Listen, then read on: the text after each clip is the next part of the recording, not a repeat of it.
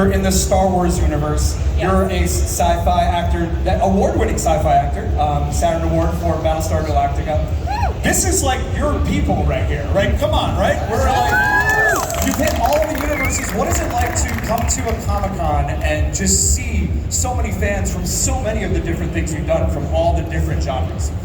Honestly, it's a dream come true. My father raised me on sci-fi, so it makes complete sense to me that I just keep gravitating toward things that my father would have wanted to watch when I was a kid. I have yet to be in Star Trek, but I promise at some point I will go and take that over too. So, no, it's really cool, and I'm drawn to things that I would like to watch, and I really love action and sci-fi, so I tend to do that kind of stuff. So, yeah, sorry, I love just it. one quick announcement here.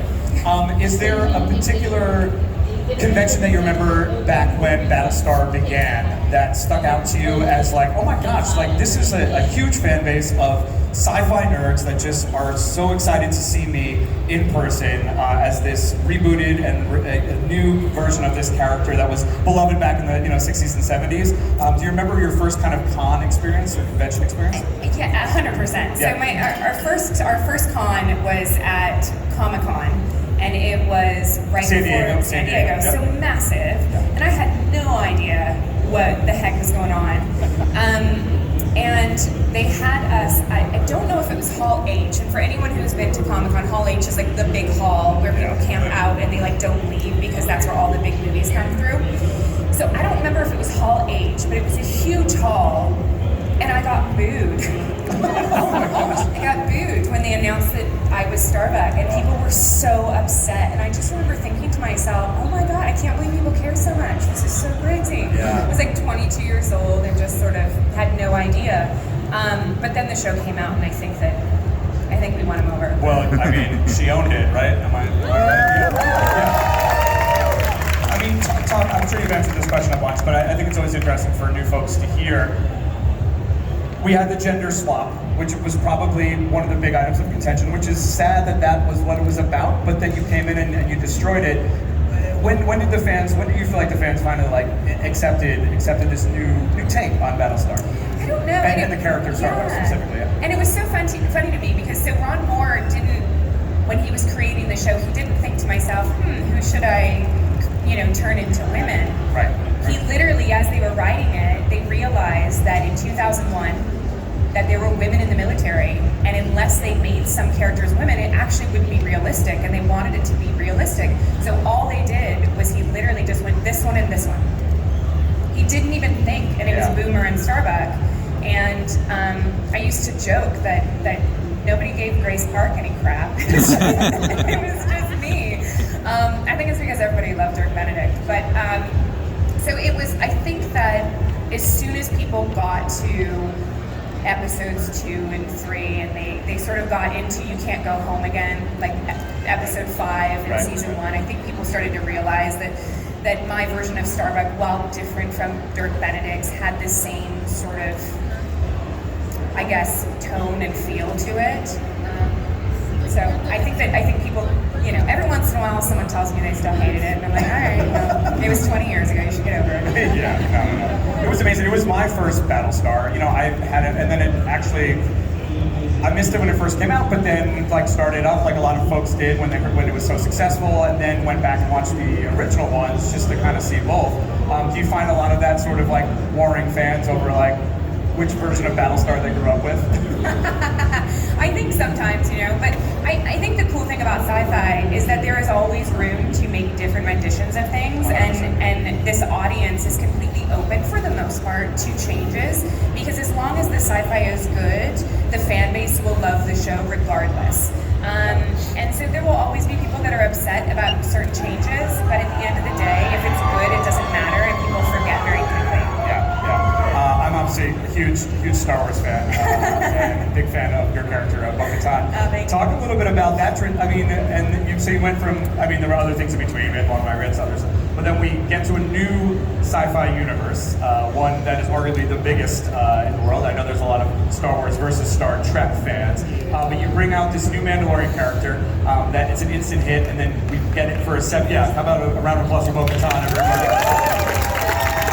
Y'all trying to fancy her up. Her name is Bo-Katan. I had a little girl the other day tell me when I said, "Oh, are you a big Bo-Katan fan?" She goes, "It's Bo-Katan." Well, let's do a quick vote. Vote now if you think it's Bo-Katan. By your applause. No, we're not going to say it. Just talk quickly, and then I want to get to the audience questions about creating that character, because it was the first time we really got a look inside of the actual world of Mandalore versus Boba Fett, who was connected to Mandalorians through the armor, but these are the real Mandalorians. Yeah, I mean, he's not really a real Mandalorian. No, come on. You were the first in Mandalorian. We go to the planet. You do the voice. You're able to come back in the 7th season. And then, oh my gosh, they pick you to do the live action version. I'd just love to hear sort of just the whole lifespan of Bo-Katan. So when Clone Wars came up, I was in the middle of Battlestar, and I had already done some characters in Robot Chicken.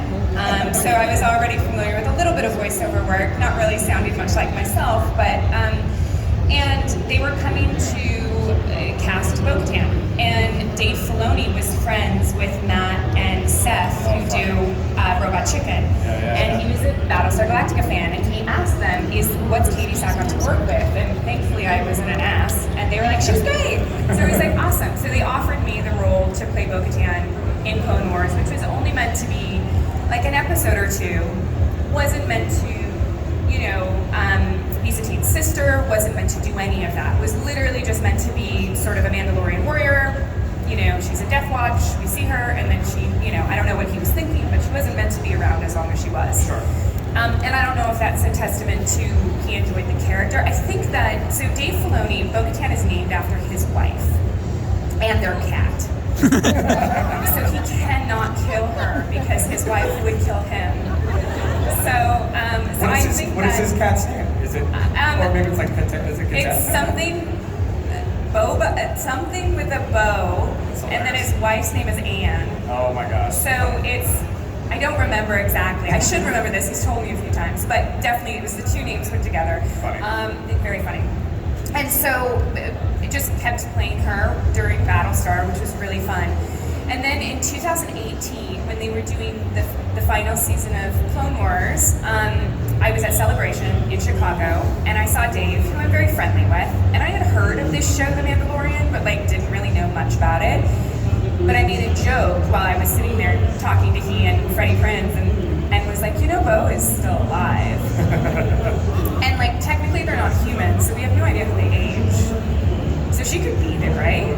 And he just sort of gave me this sly smile, and that was it. And I forgot all about it. Never, didn't give a second thought, because I was like, they've never done this before. They've never taken a voice actor and turned them into a real. They're never going to do that. Yeah.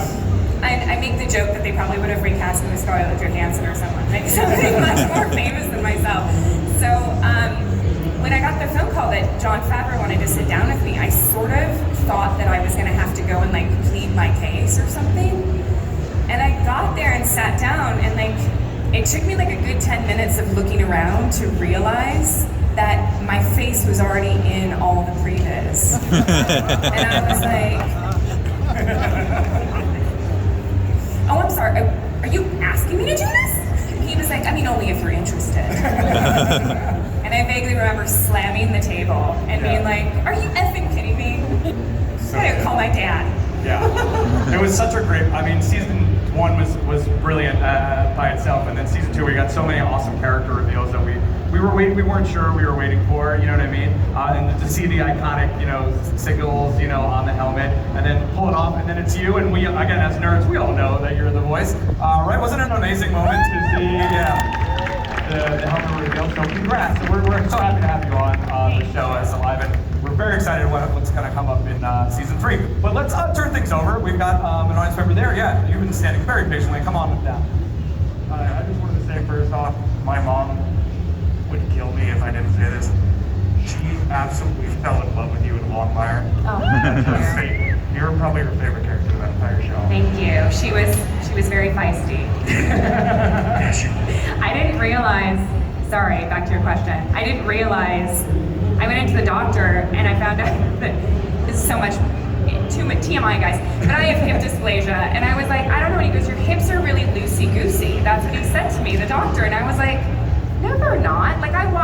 frigid, and my husband looks at me and goes, "Have you watched Longmire?" And I was like, my hips do this.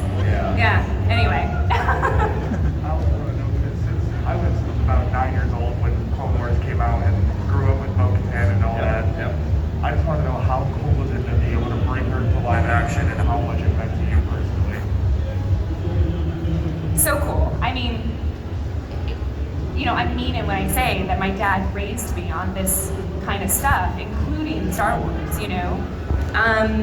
I mean, my mom is sitting here, like, I watched all these movies with my dad, and it gave me my love of science fiction. You know, I wanted to be Bruce Willis until I was like 15, because there were not that many female action heroes. Yeah. From Fifth Element? Yeah. Oh, no. I wanted to say the Nakatomi Building.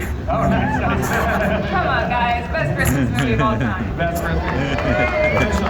official Bo-Katan. Yes. And yes, Die Hard's a Christian. Yeah, thank you so much. So, to not only be able to do the voice of Bo was already a dream come true, to just be in the genre and in the world. And it was surreal, very, very surreal. You know, I've said multiple times that my career has been very much a ladder. You know, I started 25 years ago and I just kept climbing. Every job wasn't necessarily better than the last job, but it was just another job. It was maybe a little bit bigger, maybe a bigger network, maybe something. It was always a ladder. But I'd never done a job where I stepped up and into something so much bigger than the career that I'd already attained. You know what I mean? So the world was already so big. And that is really amazing. That's really cool. That is once in a lifetime. You know, you don't get that in this kind of career. So I'm very aware of the opportunity and how blessed I am to actually be able to do it. Well, I'm here to say you didn't mess it up 1 minute. Thank you. I appreciate that. Thank you. Awesome, thank you. And such a role model, I think, for women. And you said there's been so many Bo-Katans out there, all ages, you know what I mean? And I think just all of your characters, from Starbuck through the character in Longmire, you know what I mean, through Star Wars, is it's just a great example for young women out there. And so I can't speak for that because I identify as male, but I know there are a lot of women in the audience here that look up to a lot of your characters, so we thank you for that as well, for sure. Thank you. Yeah, no, it's always been really important to me to not always play characters that were morally perfect, because I don't believe that that's necessarily the case with life. Life is gray. I've always wanted to play complicated women. Yeah. And I always found the women that were the most vulnerable were actually the most strong as well. And I found that to be the yin and yang of these strong women. And so I love to play them. I love to try and make them vulnerable and therefore relatable. Yeah. Which is really, I enjoy it. Yeah. Maybe not Bo-Katan, but she'll be relatable, I promise. One day she'll shake off that armor. Hey. Howdy. Well, before I ask my question, because she's not going to come up here, I'm gonna call out my mom. She loved doing Battlestar Galactica. Hi. So You brought your mom too. Yeah, I brought my mom. I actually had a couple quick questions for you. My first one is, it's mostly the Boba Fett fanboy me asking this. What was it like working with Tamora Morrison and Pedro Pascal, if I said that right? Yeah, no, for sure. There are so many amazing actors on this show. To work with Tem was so cool. I mean, he's literally embodied this character for so long. To see someone work so hard physically to embody a character inspires me, you know? And I loved what he did with it. I love that he gave a humanity to Boba Fett that we hadn't seen. And so working with him is great. And Pedro is fantastic. You know, I didn't get to work with Pedro a ton.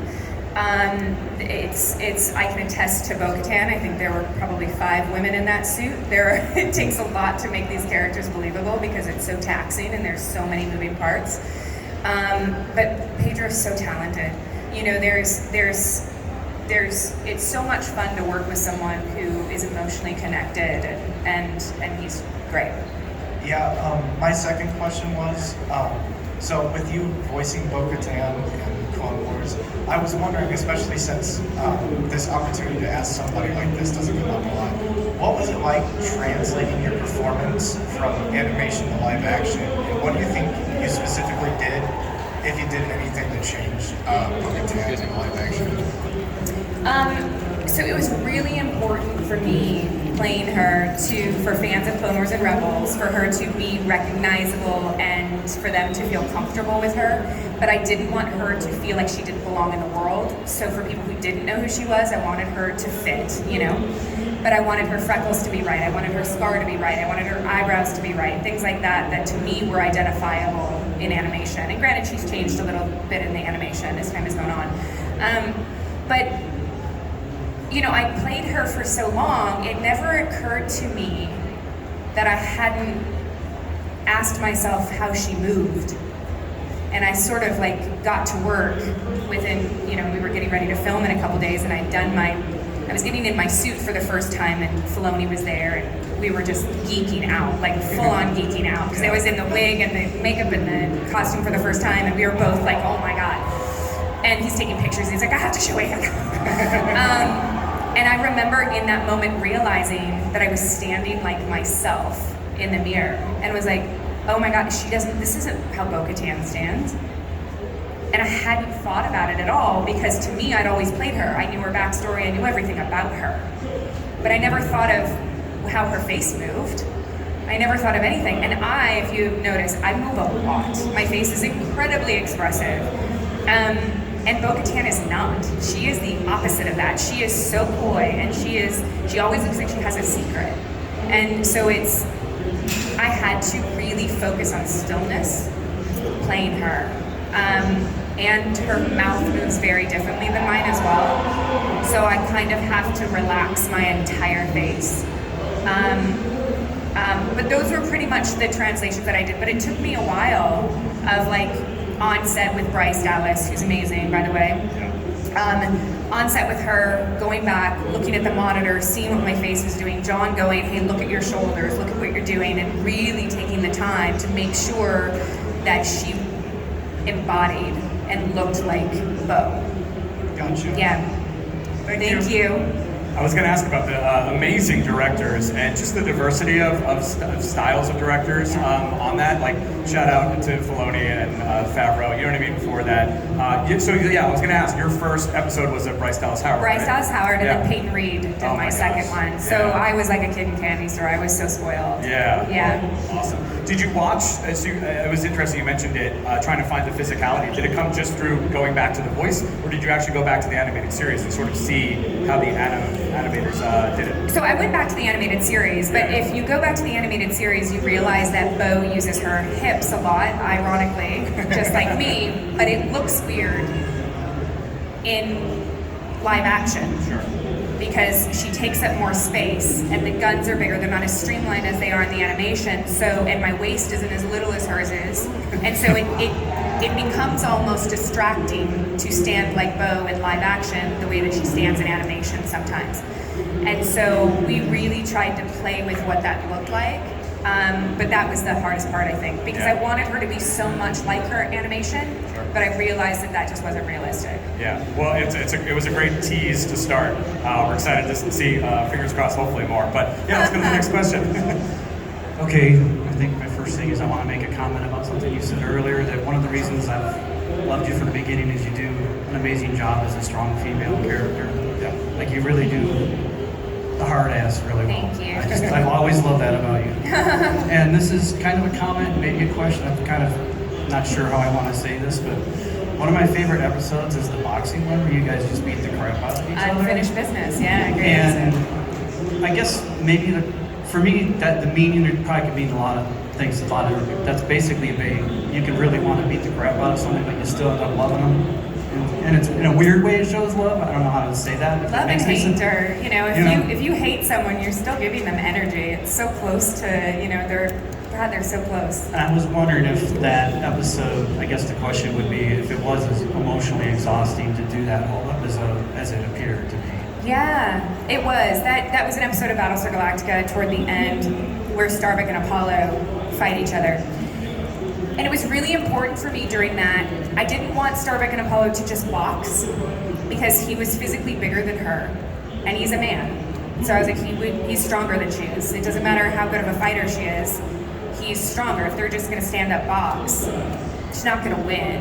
So I was like, she needs to cheat, which is also very Starbuck. So, she swept the leg and kicked him in the face. It happens. So that was important for me because I wanted to play the reality of a female fighting a male with the same level of skill, And it was emotionally exhausting. That whole episode was really exhausting because we had to go back and sort of the flashbacks and seeing why they were the way they were and what had happened and what transpired between she and Anders and Lee. So there was not an episode of Battlestar Galactica that was ever not exhausting. Ever. We finished the end of that and I was so happy to be done because it was 22 episodes a season. It was 9.5 to 10 months. We were exhausted. Really, really tired. Of course, after every good thing ends within 6 months, you're like, we should go back. But we were canceled. So, but it was always exhausting. Thank you so much. Thank you. We got the movie, at least, right? As a nice, with sort of like in there, the long episode. Yeah, and then there was, I think, Razor or something, but I don't know. There was one that I wasn't in the plan. Totally. Yeah. So we got to continue a little bit. You have an amazing Bo-Katan t-shirt. Hello. Yeah, awesome. Hi. I want to say I love Rebels and Clone Wars. They were some of my favorites. Bo was my favorite character in those, along with Ahsoka. But I want to see how exciting it's been for you with people now being introduced to Bo the first time in the live action to now see them go back and watch her in Clone Wars and getting new fans to those animated shows. I love it. I think it's so important because for fans of the show, they know that they can go back and you can watch everything that's been done in Star Wars in a certain order, maybe not in the way that it was created, but you can, and there are maps online if you have not done this, because I had to do it. I had to call Christian Harloff and be like, what order do I watch this in? Because there are episodes of Clone Wars and Rebels that fit seamlessly to fill in blanks. And that's what I love about what they've done with Mandalorian and then Book of Boba Fett, is that they've really allowed their placements. You can see where the movies, the old and the new, and everything fits. New Hope, like all this stuff. I love looking at it. There's one in Dave's office where every single movie is in a certain timeline, so you need to know exactly. You can sit and watch it all. I love that. And I love for people. Please return to Donald Miller. Your mom wants you. Donald Miller. Are you in the audience right now? Yeah, okay. And so I love that. I love that. It's kind of like if you got obsessed, well, like Longmire, right? Yeah. Where if you miss Longmire and there's no more episodes, Craig Johnson is still writing a book like every 6 months. That guy does not stop. So if you love the characters, you can go read those books and get some backstory on the characters that may not have existed or wasn't brought into the series. It's the same thing with Clone Wars and Rebels. If you want backstory of characters, you can go and you can watch all of this stuff, and then you've got this insider's information sort of. Or you can just enjoy Mandalorian and Boba Fett for what they are, And I love that. Thank you. And that just speaks to Filoni's genius, because there was some battle back and forth when Disney took over between the extended universe, things that had been written, and then this sort of new Star Wars. But he's pulling little bits from that and showing respect to all sides of the fandom, and you can enter it from any point, any age, and that's what's so amazing. There is nobody that I personally have met that cares so much about the mythology and the story of Star Wars as Dave Filoni. He truly wants everything to fit and everything to make sense because he knows it's important to you, but it's also so important to him. He spent his entire career with these characters and this universe, and so it's very important to him. Yeah, that's awesome. Hey. I'm a big fan of the animated Night of the Living Dead. I was just wondering if you had a favorite Romero film. I don't, but I loved that. I remember watching, Romero's film changed what we knew, of zombies, or I guess made us aware of what zombies were, really.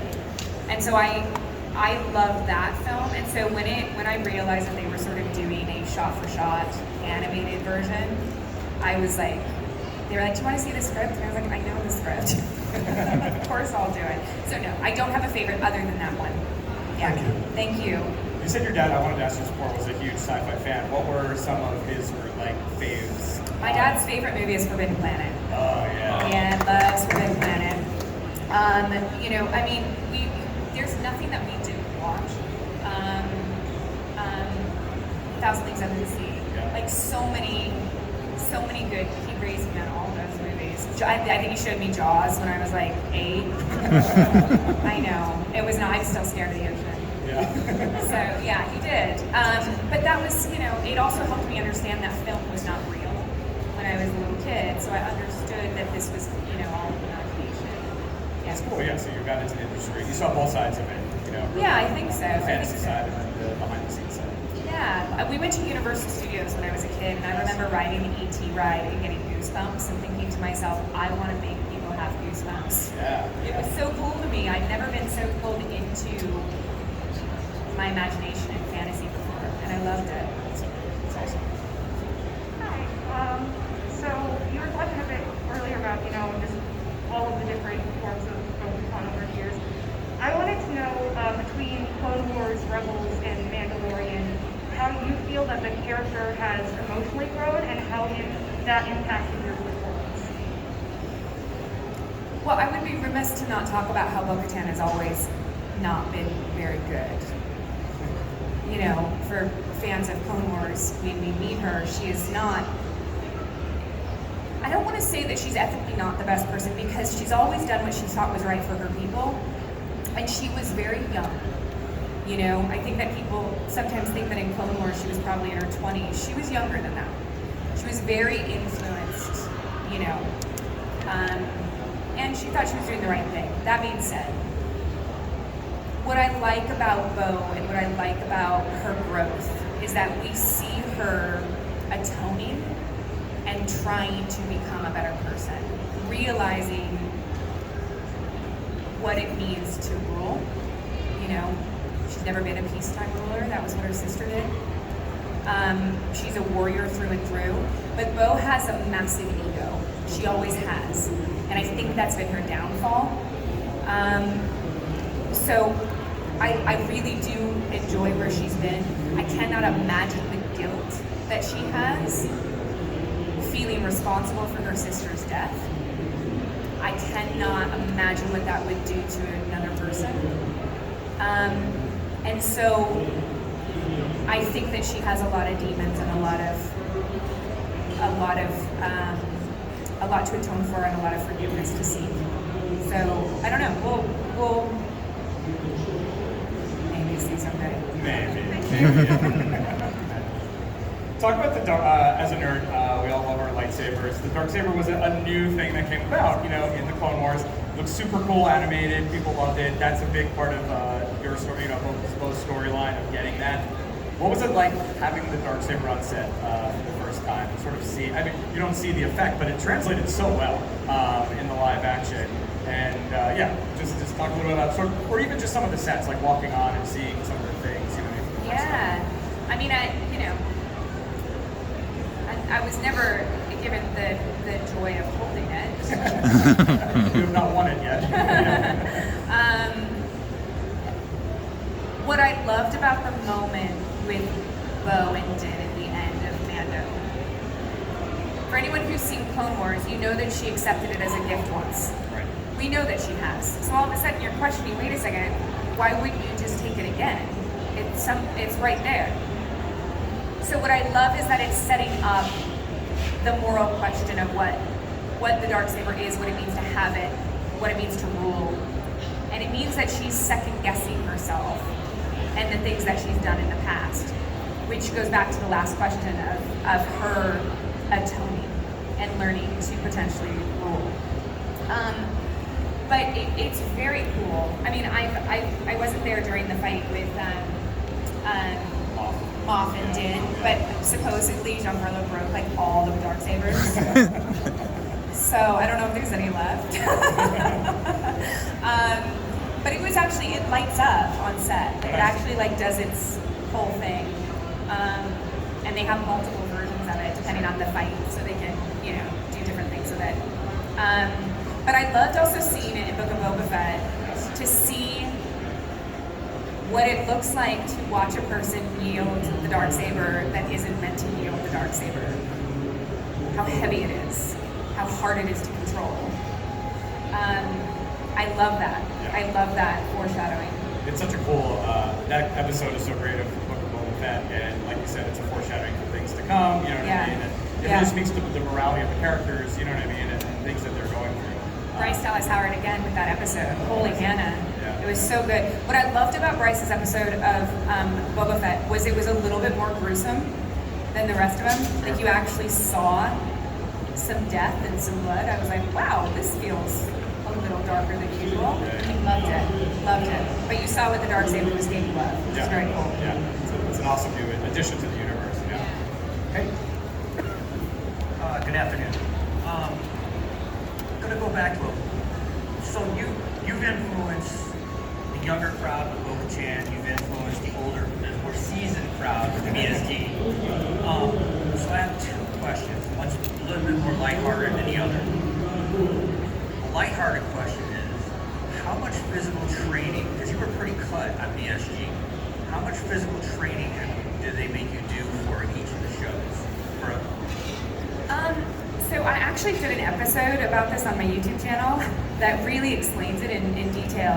And I've heard that a lot of people found it very interesting because I think it's entitled How I Train My Body for Film and Television. And it talks about how every single character is different and every single character has a different type of physicality, a different aesthetic. They're all different. Starbuck drank a lot. So she may have had muscle, but she wasn't cut. She wasn't sinewy. She wasn't very, very lean. You know what I mean? Like you didn't see all her ribs and her muscles, and like she had some fat on her because she drank a lot. So that was always my goal with her. My character on Another Life is the thinnest that I've ever been. I couldn't even maintain it if I tried. It was like 4 months of my life, and then I would immediately gain it back because this is a character that was in cryo sleep, and I wanted her to be getting the minimum amount of food that they needed to keep them in like stasis.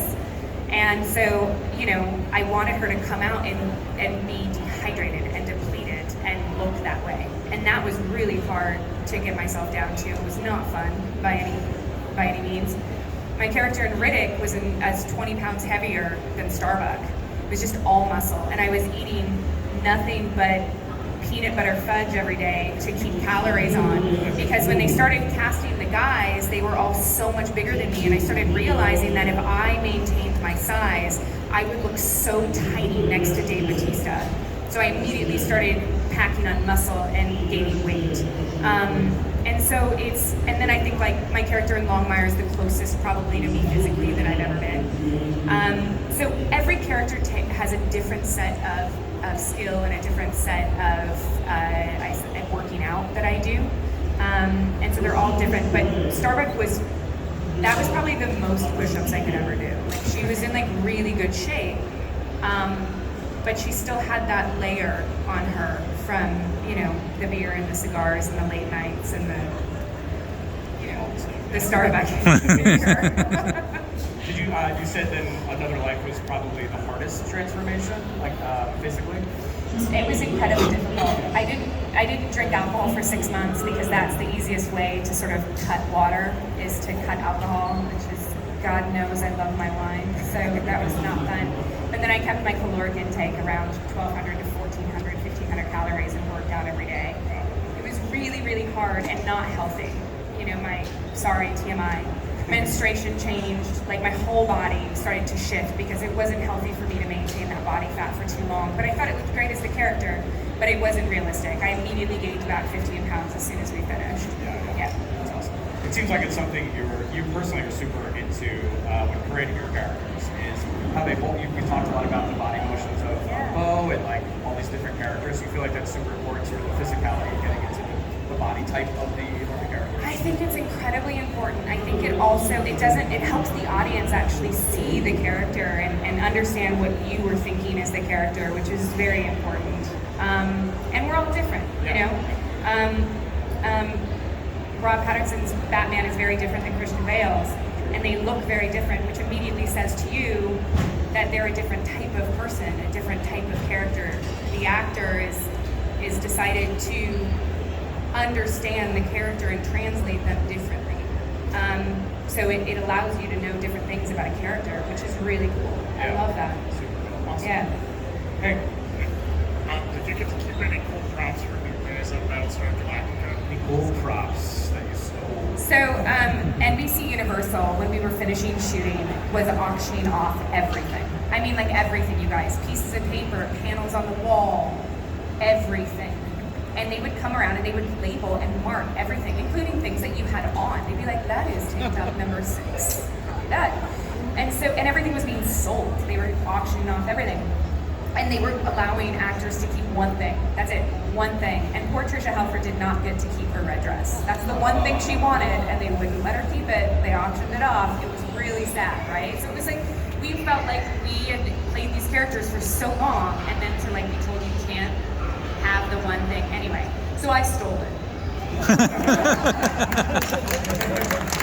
I requested to keep my helmet, and then I conveniently put my flight suit in a cooler, and I walked out on my last day. There it is. The truth is out there, yeah. And then when I did the episode of The Big Bang Theory with George Takei, I realized in that moment that NBC Universal was going to know that I had it. I wore it, and then George looks at me and goes, "My dear, they don't know I have this either." So the cat was out the bag for both of us. How was that episode so good? And was that fun just to realize, oh my gosh, I'm coming out as my own character, like myself? You know what I mean? On a show that's about nerds, about nerddom. Yeah. Yeah, what was that feeling? It was so funny. So they had asked me to do an episode prior, and it was about convention life, playing myself. And I didn't necessarily know what they were going to do with it, and I didn't feel comfortable playing myself in a convention setting because I didn't know if they were going to like poke fun. I didn't know what they were going to do, so I didn't feel comfortable with it. So I turned that episode down. And then at one point, Trisha was filming an episode of 2.5 Men. And I went with her. So Trisha is very shy of being in public in front of people. So doing live television for her freaked her out. So I'm driving across LA traffic, which I'm sure you can imagine is not fun. And I have 2 shots of tequila in my car because I'm trying to get them to Trisha before she goes on live TV. And she's like on the phone with me, and I'm like, I'm trying. I am stuck in traffic. I am on my way. And I finally get there, and I run them to her trailer, and she slams the door in front of me and goes, "You cannot watch. You have to leave." And I was like, drove like 2 hours to get you like tequila, lady. Anyway, so on my way walking back to my car, I run into Chuck Lorre. And Chuck says to me, "How are we ever going to get you on Big Bang Theory?" And I said to Chuck, because I had just seen Trisha, if I play number 6 to Wallowitz, I will come on Big Bang Theory. So I became Wallowitz's number 6. Yeah, it was pretty funny how that happened. Yeah, that's awesome. Yeah. That's awesome. Funny. Hey, look, we have Princess Leia up next. Did you take your armor home with you at all? The Bo-Katan armor? I wish. Absolutely not. However, I do have an amazing helmet that was made for me. So I have a helmet. It looks identical to the one that I wore on the show. And so I have it. It's right next to my Starbuck helmet. Nice. So I love it. I've got the 2 of them, and everyone knows that we did a lot of Zooms in 2020, 2021, and I had them on the shelf right behind me for all my Zooms. I thought it was really funny. That's awesome. Do you just put it on casually every once in a while? Sometimes I do. Yeah. Yeah. Every once in a while I do. My friend Christian Harloff, who I told you is his daughter, is a big Bo-Katan fan. And it came down to Bo-Katan and someone else she wanted me for Halloween, and I told her she could borrow my helmet. And then she decided to be the other character, and I was like, oh. Captain Phasma, do you have a question as well? Yeah. Is the helmet fan-made, or? It is fan-made, yeah. It's a fan-made helmet, which there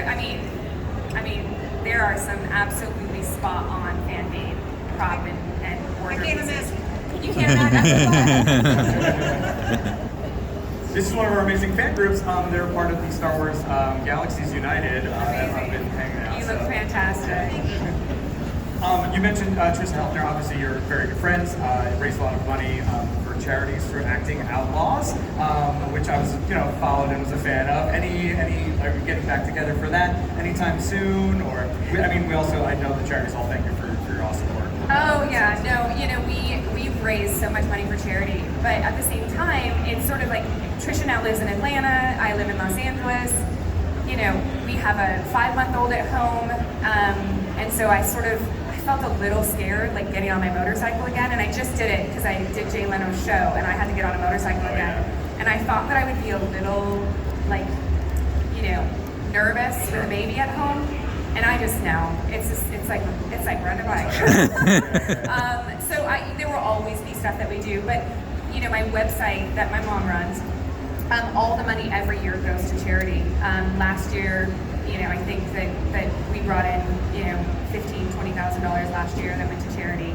So all of the, you know, if you leave here today and you wish you'd gotten a picture, you can just go on my website and that money goes to charity. Awesome. That's so cool. Yeah. Hey. What was it like putting on the bow armor for the first time after years of only seeing it in animation and drawings? So it was so cool. So Star Wars was the first time that I had to get body scanned where it was done high tech. Everything I'd done in the past was so cheap that they like did the plaster of Paris. You felt like you were like a high school craft project. And this is the first time where I went and I actually like stood in a booth, got scanned, and then like left 5 seconds later. So I had no idea what the costume was gonna look like. And so the first time I went to go put it on, I got my hair and makeup done, and I went and I put the suit on. And I kid you not, I stood there with Dave Filoni, and we just kept looking at me. I was looking at myself in the mirror, he was looking at me. Because she looked so much like the animated version. So much like it, that it was really kind of weird, you know?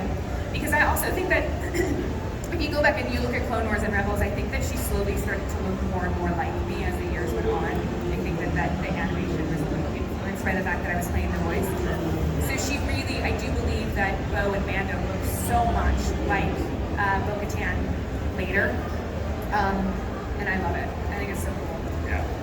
It was probably one of his, I'm trying to think of it, that was the first kind of Dave Filoni original that he got to go live with.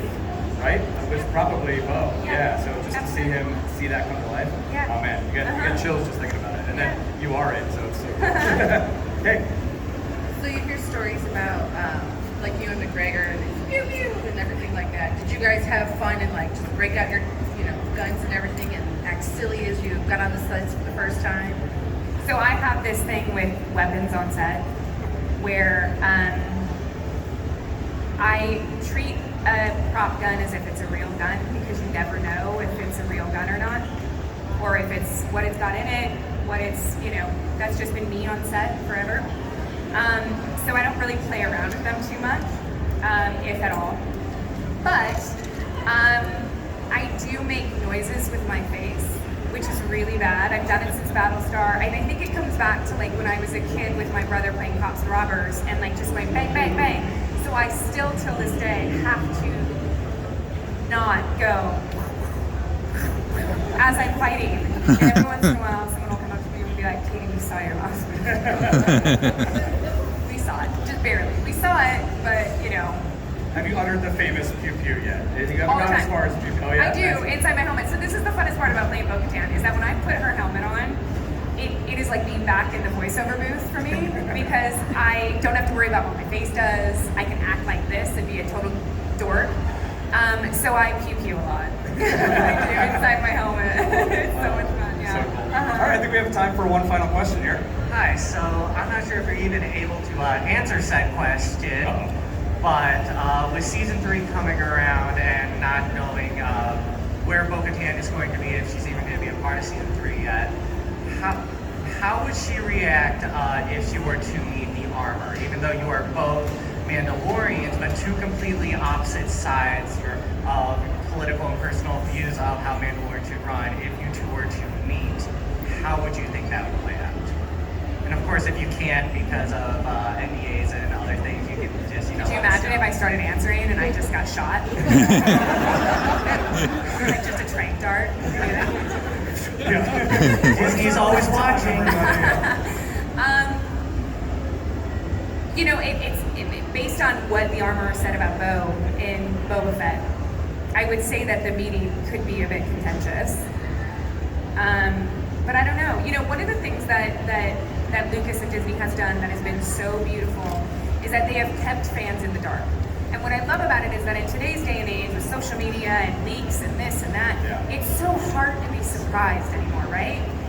And I love being surprised when I watch TV. I love when I saw Big Grogu for the first time. I still call him Baby Yoda. When I saw him for the first time, I remember being like, oh my God, that is the cutest thing I've ever seen in my entire, what is happening? I was like dying. I remember seeing Luke in season 2 and being as surprised as you guys were because I was not with him on the day that he shot and I was told it was Plo Koon. So I will never again trust Dave Filoni. So we were shooting on the day. We're still waiting for Plo Koon though. Right? Yeah. We were shooting on the day with an actor who had dots on his face. And we were told it was Plo Koon. And I believe Dave Filoni. When Dave Filoni tells me something, I go, okay, cool, Dave. And I don't question it because it was in the script. The crew was calling him Plo Koon. That was just the deal. And so when I was watching it, I think I figured it out as soon as you guys figured it out, even before I saw his face. And I was like, oh my God, they lied to me. And I'm texting Filoni going, you asshole. Why didn't I get to shoot with Hamill? And then he popped up and I was like, I knew it was him. Crazy. So I guess my point is that even if I wanted to answer your question, even if there was something for me to tell you, I would never do that to you guys. Because God help it, you should be surprised. You know? I appreciate the honesty. Thank you. Yeah, we are hoping for that surprise. We want more Bo-Katan in season 3 or whatever spin-offs come. This has been amazing. Go check out Katee at her booth. Go to their website to donate to all their amazing charities. Big round of applause for Katee Sackoff!